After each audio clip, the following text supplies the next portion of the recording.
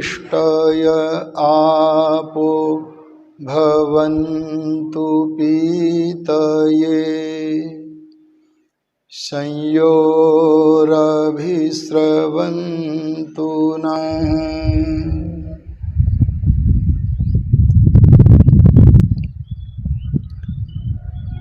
सत्य सनातन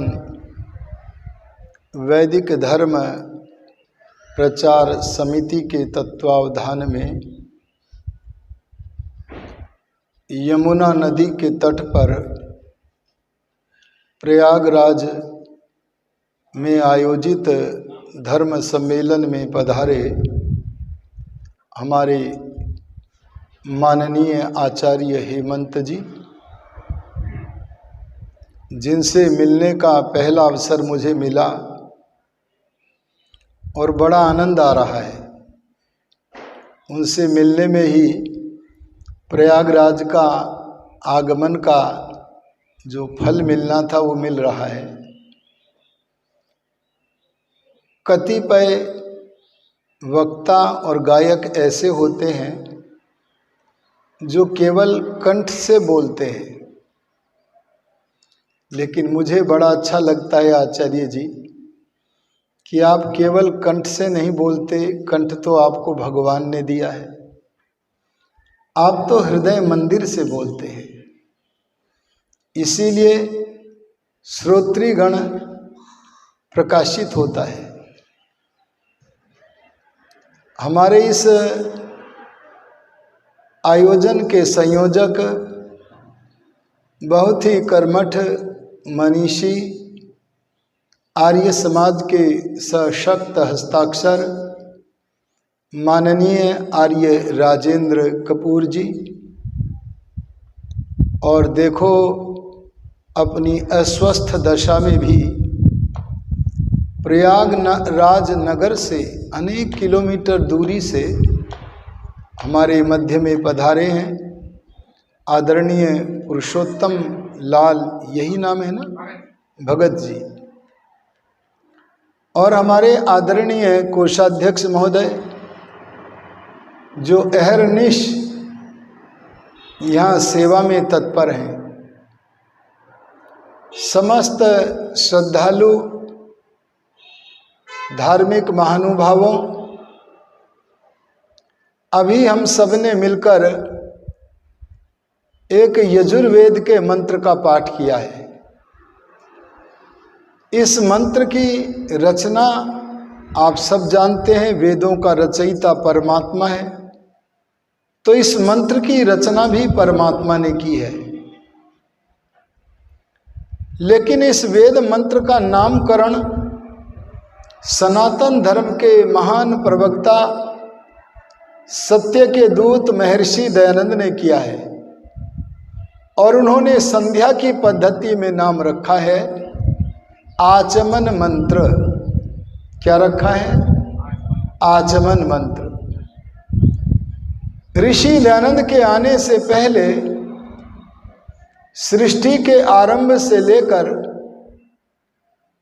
महाभारत काल तक सब आर्य लोग, सब सनातनी लोग, सब धार्मिक लोग, सब भगवान के भक्त लोग संध्या में आचमन तो करते थे और वेद का मंत्र भी बोलते थे। लेकिन महाभारत के युद्ध में बड़े बड़े विद्वान मर गए, मार दिए गए। तब जिसके मन में जैसा आया उसने वैसा ही मत चला दिया। इस विभिन्न मत मतांतर के चलने से वेद का सूर्य जो प्रकाशित कर रहा था उसका प्रकाश धरती पर कम हो गया। तब धरा पर भगवान की महती कृपा से एक महात्मा पधारे। उन महात्मा का नाम है महर्षि दयानंद सरस्वती। महर्षि दयानंद जी ने देखा कि महाभारत के बाद लोग आचमन तो करते हैं, लेकिन आचमन करने के लिए उनके पास कोई वेद का मंत्र नहीं है। आज भी वे आचमन तो कर लेते हैं, लेकिन उनके पास आचमन करने के लिए कोई वेद का मंत्र, अरे बोलो, नहीं है।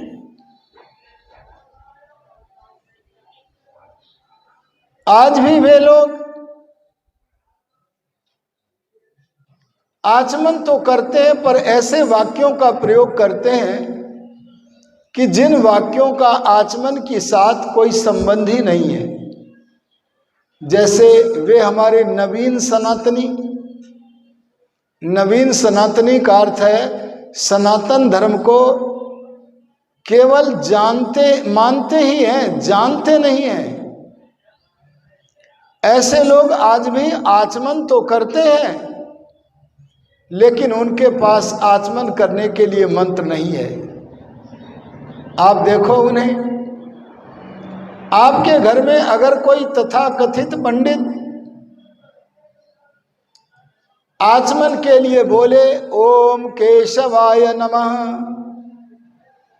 ओम माधवाय नमः, तब समझ लेना यह आचमन कराने वाला व्यक्ति सनातनी नहीं है, वह वैदिक नहीं है, वह आर्य नहीं है, वह सत्य का प्रवर्तक नहीं है। ऐसी स्थिति को देख करके ऋषिदान ने हम आर्यों को, अरे हम सनातनियों को संध्या की पद्धति में एक वेद का मंत्र दे दिया, और वह मंत्र यही मंत्र है, ओम शन्नो देवी रभिष्टय आपो भवन्तु पीतये संयोरभिस्रवन्तु नः। इस मंत्र में महर्षि दयानंद ने देखा एक पद है आपह। क्या है बोलो? आपह माने जल। ऋषि ने देखा इस मंत्र में जल का वर्णन है, तो जल पीने का, अरे जल के आचमन का विधान कर दिया। मैं आपसे निवेदन कर रहा हूं कि आपे पद का अर्थ ऋषि ने देखा जल, अर्थात इस मंत्र में जल का वर्णन है, तो जल से आचमन करने का विधान कर दिया। इस मंत्र में ऋषि ने देखा एक पद है पीतये। क्या है? शब्द है पीति, चतुर्थी विभक्ति के एक वचन में बनेगा पीतये, अर्थात पीने के लिए। इस मंत्र में ऋषि ने देखा कि किसी पेय पदार्थ का वर्णन है, और वह पेय पदार्थ है आपह माने जल, तो जल पीने का विधान कर दिया। इस मंत्र में ऋषि दयानंद ने देखा जिस वस्तु का वर्णन है वह बहती है। मंत्र आया है अभिस्रवंतु। अभिस्रवंतु श्रु धातु से बना है, जिसका अर्थ है बहना। हमारे आध्यात्मिक जीवन में भी, अरे लौकिक जीवन में भी, अरे सांसारिक अभ्युदय और मोक्ष में दोनों तरफ जो बहता है, ऐसे किसी पदार्थ का वर्णन है इस मंत्र में। इसीलिए इस मंत्र के द्वारा आचमन करने का विधान कर दिया है। ऋषिदान ने आचमन करने का विधान तो किया है, परंतु संध्या की पद्धति में यह भी विकल्प दिया है, यदि जल न मिले तो आचमन न करें, यदि कफ और पित्त न हो गले में तो आचमन न करें। अर्थात आचमन करने न करने के विषय में विकल्प उपस्थित कर दिया है, करो या मत करो। जरा आर्यो, ए सनातनियों, महर्षि दयानंद के इस वाक्य पर विचार करो।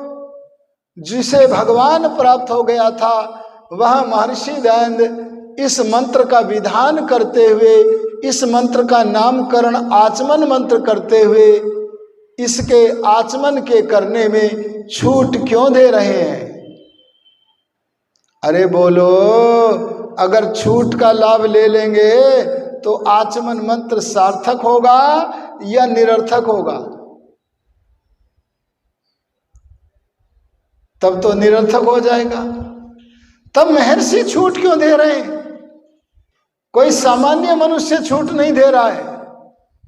संसार का सबसे बड़ा व्यक्ति, अपने समय का ऋषि कोटि का महात्मा छूट दे रहा है।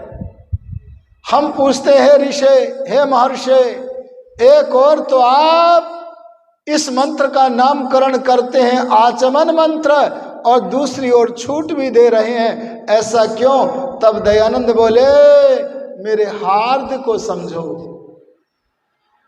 मेरे विचार को समझो। और मेरा विचार यह है कि आप संध्या के समय बाह्य आचमन के विषय में छूट है, उसे करो या मत करो। अरे जो पानी पीने के रूप में बाह्य वस्तु का आचमन है, उसे करो या न करो, लेकिन आध्यात्मिक आंगन में आपको आंतरिक आचमन करना ही होगा। उसके किए बिना इस मंत्र को आप कभी सार्थक नहीं कर सकते। आइए आज जानने का प्रयत्न करें कि वह आंतरिक आचमनीय तत्व क्या है। वह आंतरिक तत्व क्या है, इसे जानने के लिए इस मंत्र के देवता पर, इस मंत्र की देवता पर, इस मंत्र के विषय पर विचार करना होगा। और इस मंत्र की देवता है आपस तत्व। आपह माने क्या होता है?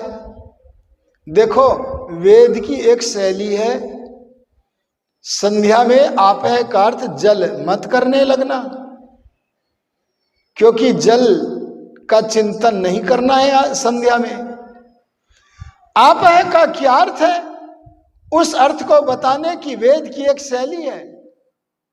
अनेक बार वेद अपने भीतर के शब्दों का अर्थ स्वयं भी बताता है। कैसे बताता है?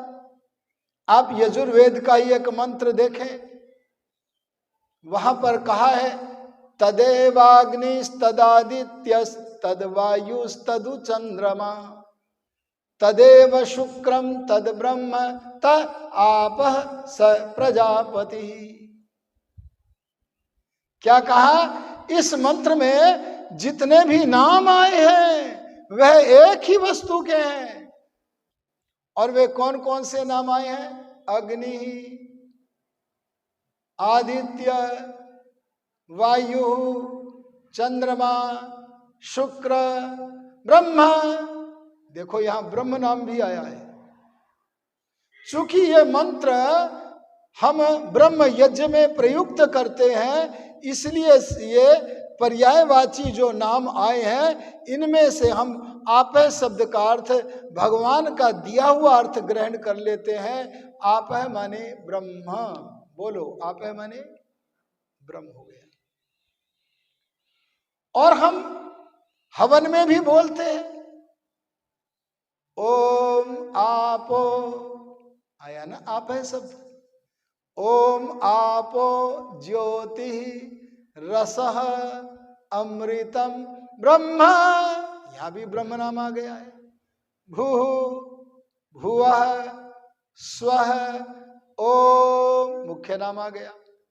तो इस में भी सारे परमात्मा के ही नाम आए हैं। जैसे पहले के याजुष मंत्र में आपह का अर्थ था ब्रह्म, यहां भी आपह का अर्थ ब्रह्म भी है।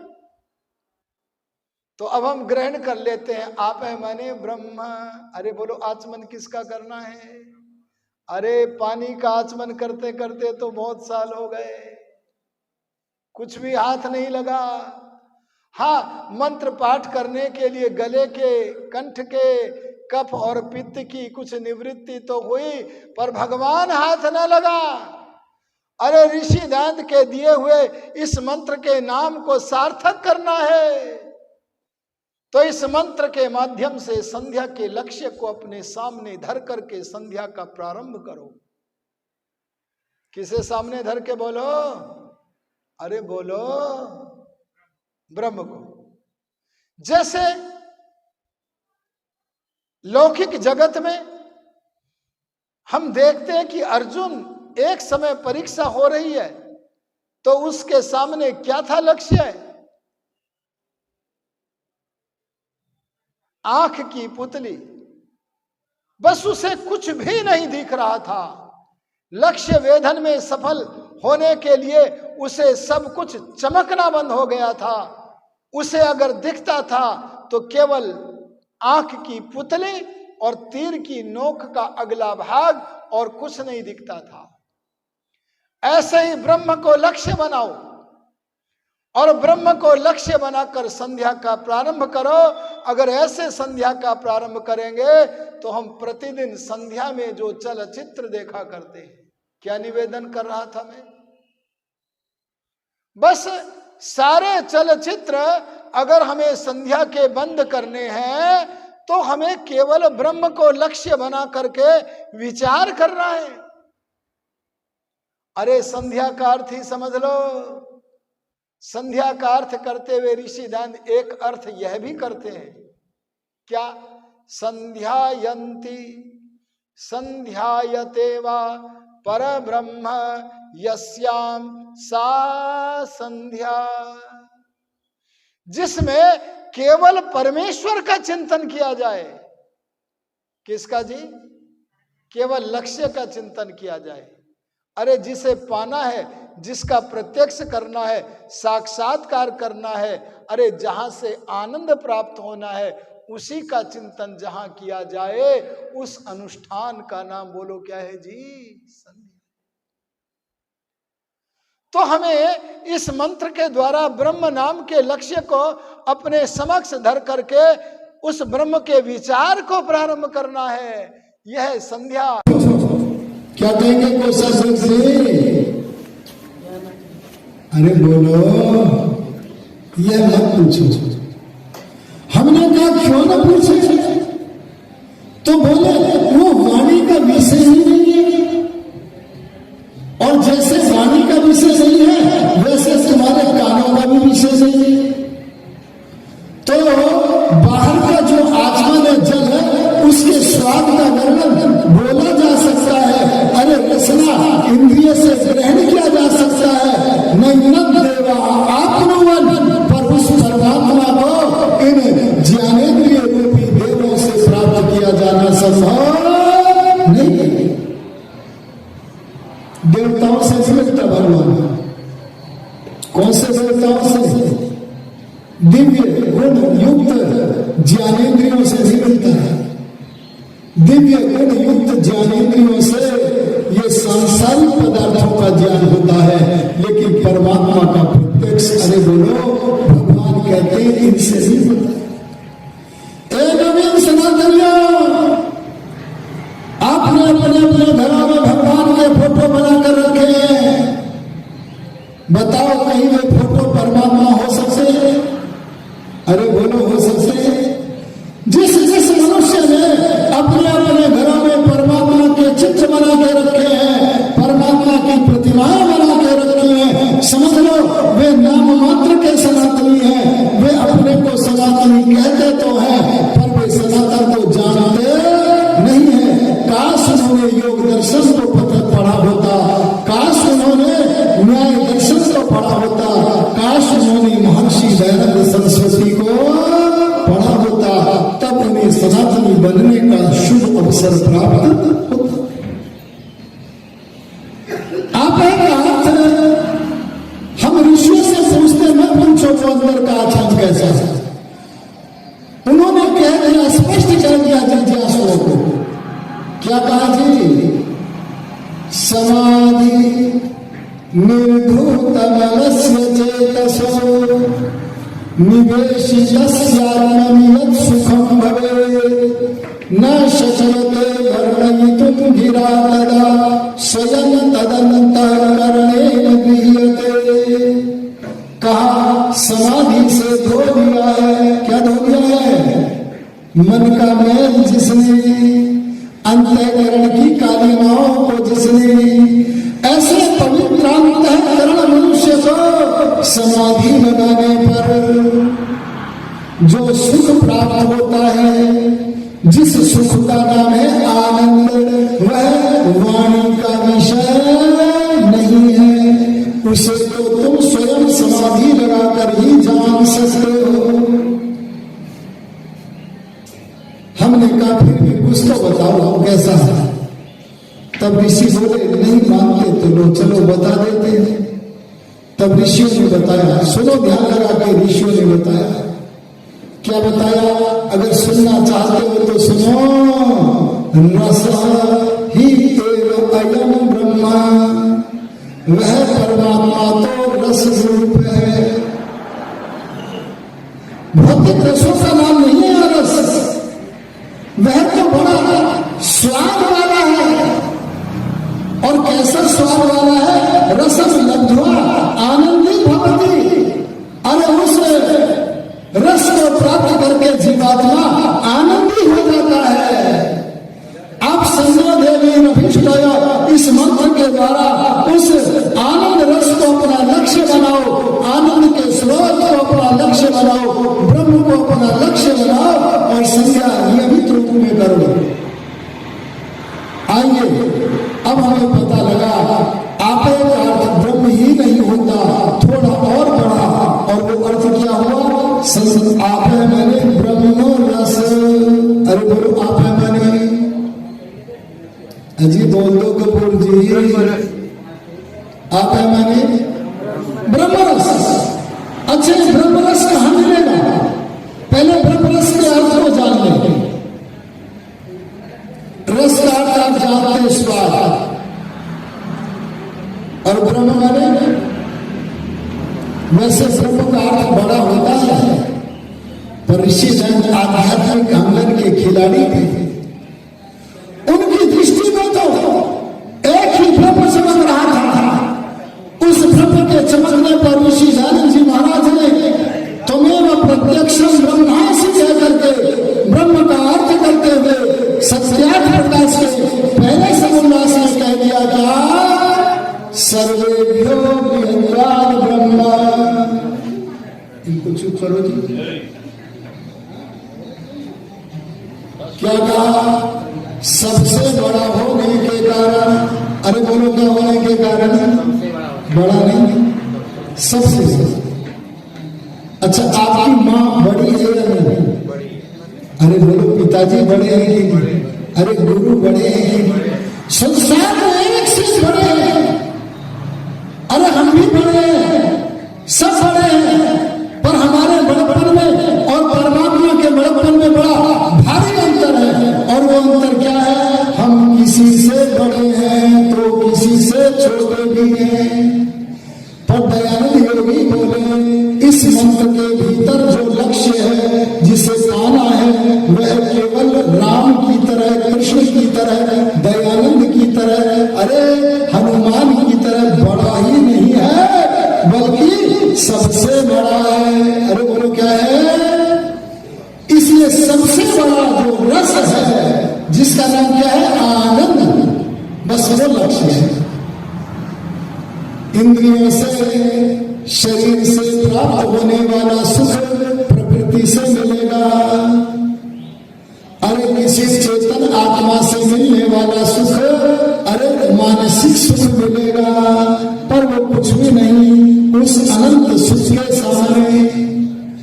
उस अनंत सुख के धनी परमात्मा से जो सुख मिलता है, उस सुख स्वरूप से जो सुख मिलता है, उसका नाम है आनंद। बोलो क्या है?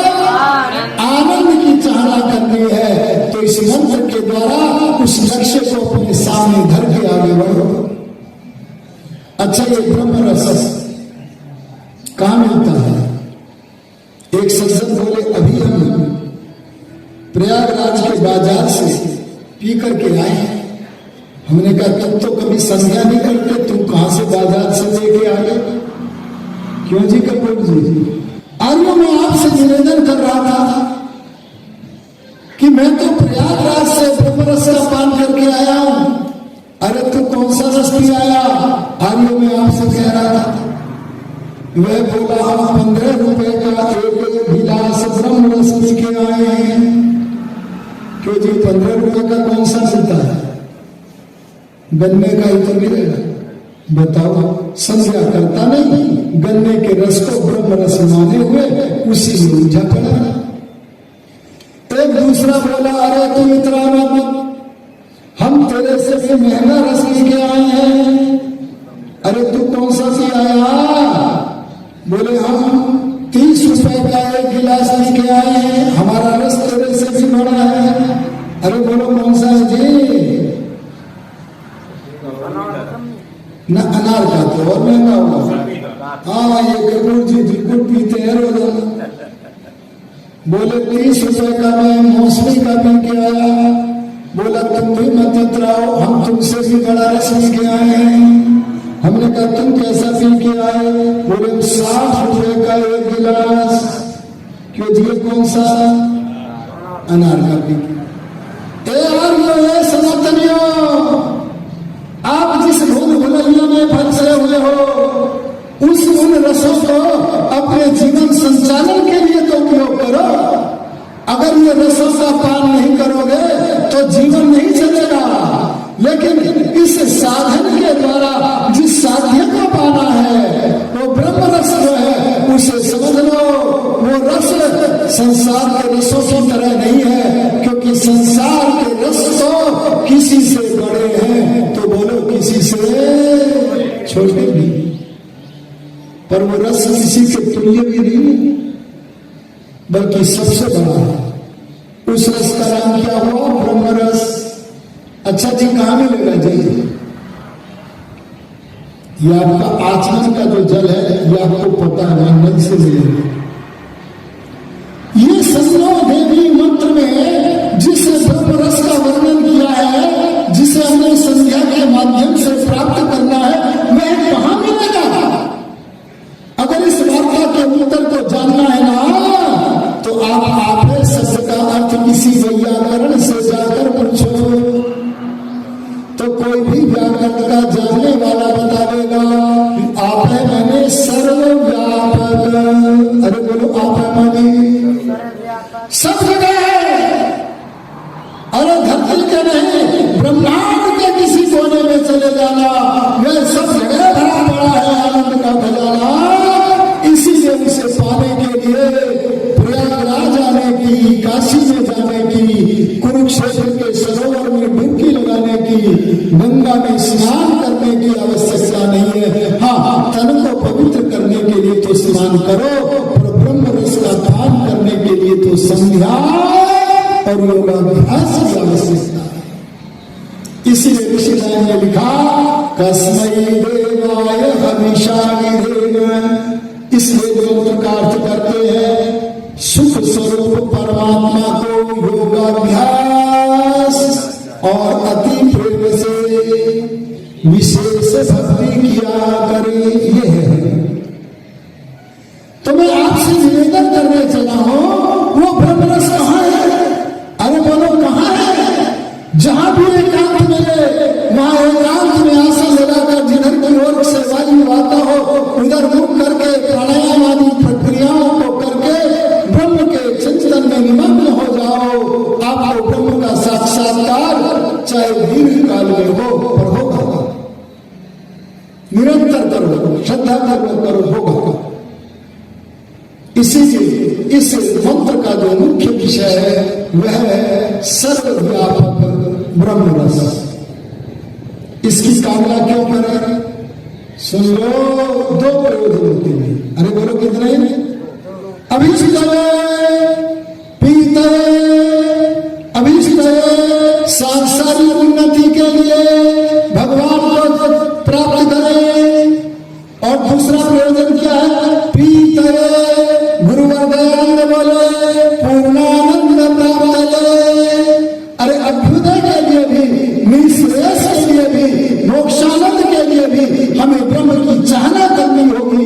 उसकी चाहना के बिना हम संसार के किसी भी प्रकार के सुख को प्राप्त नहीं कर सकते। और किस लिए कामना करे? नाशम भवन्तु। अरे बोलो किस लिए? अब मैं शिष्य से बोल करके समाप्त करने जा रहा हूं। क्या बोले? ना माने अजी बोलो, ना माने मेरे लिए नहीं, हम सबके लिए शांति माने सुख और शांति प्राप्त हो जाए। जब व्यक्ति भगवान की तरफ बढ़ जाता है ना, तब उसके उपासना वाक्य परिवर्तित होते हैं। जब हमने उपासनाओं को प्रारंभ किया था, तब हम भगवान से कहते थे, भगवान मुझे धन दे दो, भगवान मुझे बुद्धि दे दो, भगवान मुझे अपना प्रत्यक्ष करा दो। लेकिन जब हम आगे बढ़ गए उपासना के आंगन में, तब अपने लिए ही मांगते, हे प्रभु सारे उपासकों को सुख दे दो, शांति दे दो। यह बात यहां कही जा रही है। शांति माने उपद्रव रहित अवस्था। अरे बोलो शांति माने बाहर से उपद्रव होगा तो बोलो मन अशांत होगा कि नहीं? अरे भीतर से काम वासना, क्रोध वासना, लोभ वासना, मोह वासना, मन की कालिमा बोलो अंदर से उपद्रव करेगी तो मन में अशांति होगी कि नहीं? इसलिए कहा, हे प्रभु आपका संसिद्धीकरण ऐसा मिले कि बाहर के उपद्रव और भीतर के भी उपद्रव विनष्ट होकर मेरे जीवन में शांति जल जल वर्षा हो, मुझे सुख मिले। ध्यान देना, ऐसा व्यक्ति जो शांत होता है ना, उसे संसार का कोई उपद्रव प्रभावित भी नहीं कर सकता। और ये स्थिति प्राप्त करने के लिए ब्रह्म की उपासना करना आवश्यक है। एक उदाहरण देता हूं। ऋषि जहां ब्रह्मास्त्र से भगवान के आनंद में निमग्न रह रहे थे। एक बार एक नगर के एक उद्यान में ठहरे हुए हैं। उस नगर के कुछ धूर्तों ने निर्णय किया कि दयानंद नाम लिखकर एक व्यक्ति को गधे पर बैठाएं, गले में फूलों की माला डालें, जूता डालें और सारे बाजार में घुमाकर ऋषि दयानंद जी का अपमान करें। ऐसा किया गया। एक व्यक्ति ने सोचा, आज परीक्षा का समय है, दयानंद ब्रह्मनिष्ठ है कि नहीं, इसका परीक्षण करने के लिए हम ऋषि दयानंद जी के पास जाते हैं उद्यान में और जाकर के देखते हैं। अगर ऋषि दयानंद शांत हुए तो केवल बाहर का आचरण नहीं करते होंगे, बल्कि भीतर का भी आचरण करते होंगे। और बस उन्होंने क्या किया, उद्यान में गए तो देखा ऋषि दयानंद जी पवित्रता के साथ भ्रमण कर रहे हैं। चेहरे पर प्रसादी है। पूछने वाले ने पूछा, स्वामी जी एक नकली दयानंद को गधे पर बैठाकर गले में जूतों की माला डालकर मुख काला करके घुमाया जा रहा है, आपका इतना अपमान हो रहा है, तब भी आपके चेहरे पर ये आनंद की प्रसादी कहां से आ गई? तब ब्रह्मनिष्ठ दयानंद बोले, अरे भाई सुनो ना, नकली दयानंद का मुख काला होना चाहिए, नकली दयानंद के गले में जूतों की माला डाली जानी चाहिए, नकली दयानंद को गधे पर बैठाया जाना चाहिए। और जहां तक असली दयानंद की बात है, तो असली दयानंद तो यहाँ उद्यान में प्रभु में निमग्न होकर भ्रमण कर रहा है। बोलो, ये शांति आनी चाहिए कि नहीं आनी चाहिए? जैसे भी रहो, भगवान की कृपा में रहो, भगवान की अध्यक्षता में रहो। बस एक बात का ध्यान रखना, पतंजलि जी ने कहा है, सत्य प्रतिष्ठायां क्रिया फलाश्रयत्वम। बोले क्या? सत्य में प्रतिष्ठित हो जाओ। अरे बोलो किसमें?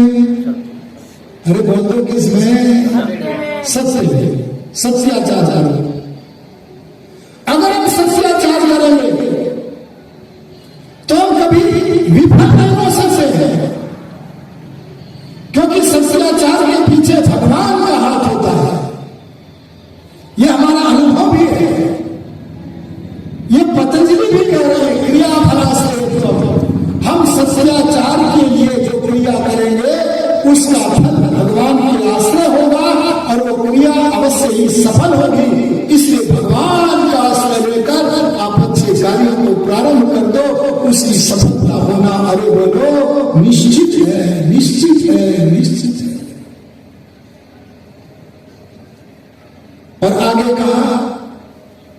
संयोरभिस्रवन्तु नः, शांति की अभिलाषा करने वाले मेरे ऊपर नहीं, हम सबके ऊपर। अरे बोलो किसके ऊपर? एक गीत बनाया था उन्होंने स्वामी समूहानंद जी ने, बरस बरस रसवारी तू दयानंद के आंगन में बरसा, तू पतंजलि के आंगन में बरसा, मुझ संपूर्णानंद के आंगन में क्यों न बरसा, मैंने तेरा क्या बिगाड़ा। अरे वो परमात्मा तो हम सबके अंदर, हम सबके आत्माओं में आनंद की वर्षा करना चाहता है। अगर कमी है तो हमारी है। इसके लिए क्या करें? हम सांसारिक प्रलोभनों से ऊंचे उठकर कर्म करते हुए रहे, कुर्वन्ने वे कर्माणि, अपने शुभ कर्मों को करते रहे, अपने मानसिक बल को शिव संकल्पों के द्वारा बढ़ाते रहे और उपासना के क्षेत्र में अग्रणी बनते रहे। तब मेरे ही चारों तरफ नहीं बल्कि सारे उपासकों के सब और बोलो क्या होगा? सुख और शांति की वर्षा होगी। ऐसे व्यक्ति को संसार का कोई मनुष्य प्रलोभित नहीं कर सकता। एक उदाहरण देकर वाणी को विराम देते। एक बार ऋषिजान के सामने एक भौतिक वस्तुओं का दान करने वाला बड़ा दानी आया और वह बोला, ए दानी सुनो, मैं कौन हूं, मेरा परिचय प्राप्त करो, मैं राजा हूं। अरे बोलो कौन हूं? आजकल तो राजाओं के साथ में फोटो खिंचवाने की बड़ी होड़ रहती है, लेकिन साधुओं के साथ फोटो खिंचवाने की होड़ नहीं है। ध्यान देना, संतों के साथ, अरे किसी विद्वान के साथ फोटो खिंचवाने की होड़ नहीं है। कोई राजा आ जाए तो होड़ है, लेकिन एक राजा बोला है, मैं तेरे सामने राजा खड़ा हूं और मेरा राज्य एक मठ के अधीन चलता है, मैं चाहता हूं उस मठ का स्वामी आपको बनाया जाए। इस तरह से मेरा राज्य भी, चूंकि मठ के अध्यक्ष आप होंगे तो मेरा राज्य भी आपके अधीन होगा। और उस मठ के पास बहुत बड़ी संपत्ति है, प्रतिदिन की बड़ी आय है, कितना भी भोगना समाप्त नहीं होगी। मैं तुम्हारे चरणों में अर्पित करना चाहता हूं, बदले में वो चाहता भी। दयानंद बोले, क्या चाहते हो? तब बोले, मंडन खूब करो। क्या बोले? मंडन खूब करो, सनातन धर्म का प्रचार करो। लेकिन सनातन धर्म को छोड़ करके हमारे अंदर, हम नवीन सनातनियों के अंदर जो वेद धर्म के विरुद्ध, सनातन धर्म के विरुद्ध, आर्य धर्म के विरुद्ध जो अशुद्धियां आ गई है, गंदगियां आ गई है, जिनके कारण हमारे पेट पलते हैं, उन गंदगियों का खंडन करना बंद कर दो, बस ये चाहते हैं। तब दैन ने पता क्या बोले? दैन बोले, हम तो भगवान की आज्ञा में विचरण करते हैं। अरे बोलो क्या बोले? भगवान की आज्ञा में विचरण करते हैं। अच्छा ये बताओ भगत जी, भगवान की आज्ञा में यदि विचरण करेंगे तो दुख या अशांति हो सकेगी क्या? अरे बोलो, अब विचार करना। ऋषि दानव जी गए थे क्या? पाखंड खंड नहीं पता था फहराने, कहां गए थे जी? हरिद्वार में। वहां पर सफल नहीं हुए, लोग तो बहुत थे पर बात नहीं मानी। अरे क्या बात है, सत्य बोलता हूं, मानते क्यों नहीं है? एकांत में चले गए थे, अपने स्तर को बढ़ाने के लिए चले गए थे। और जिस समय आत्मबल बढ़ा के लौटे तो राम का जो आत्मबल था, अरे कृष्ण का जो आत्मबल था, उससे भी बड़ा आत्मबल बन गया। और इतना बड़ा आत्मबल बन गया कि सारी दुनिया को हिला दिया। अरे मैं तो कहता हूं, इतना बड़ा व्यक्ति बन गया दयानंद कि जब तक सूर्य चंद्रमा रहेगा तब तक दयानंद के नाम को कोई मिटाने में समर्थ। अरे बोलो, बताओ भगवान की अध्यक्षता में रहने वालों को कहीं कोई अशांति हो सकती है क्या? उस दाता ने कहा, देख लो, तुम ठुकरा तो रहे हो मेरे धन को, और सुनो, ऋषिदान को झिझोड़ा, सुनो, तुम्हारे सामने जो दानी खड़ा है वो धरती का सबसे बड़ा दानी है। तुम सारी धरती पर पूजा